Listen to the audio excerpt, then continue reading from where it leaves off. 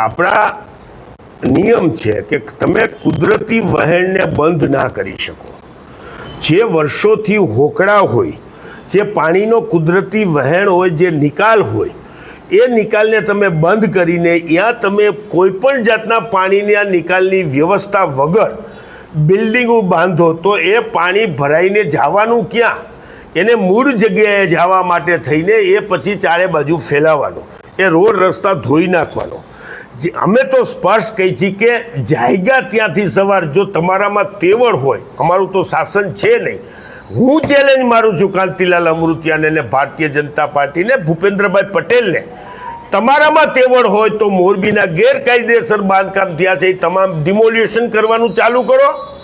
એક રોડ ઉપર નાની કેબિન હોય, કોઈ નાનો માણસ પોતાના રોટલા ઘરના કાઢતા હોય, એની કેબિનો તોડીને તમે છાતી ફૂલાવાનું બંધ કરો. તમારામાં તેવડ છે? આવો હું તમને બતાવું. આટલા ગેરકાયદેસર બિલ્ડિંગો મોરબીમાં ઊભા છે જ્યાં પાણીનો નિકાલ કાયદા વગરના કરીને કહે છે, જ્યાં પાર્કિંગની વ્યવસ્થા નથી અને બેખામ રીતે ખડકી દીધા છે.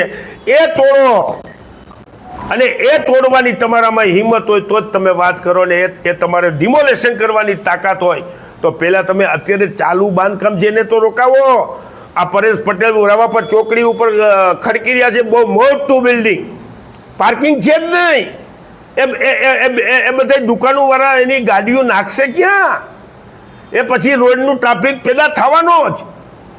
એનું સોલ્યુશન તમારે કરવાની તેવડો ને હિંમત હોય તો પહેલું તો કામ અટકાવો ને બીજા જે કામ ખોટા થઈ ગયા છે ને બંધ કરાવો.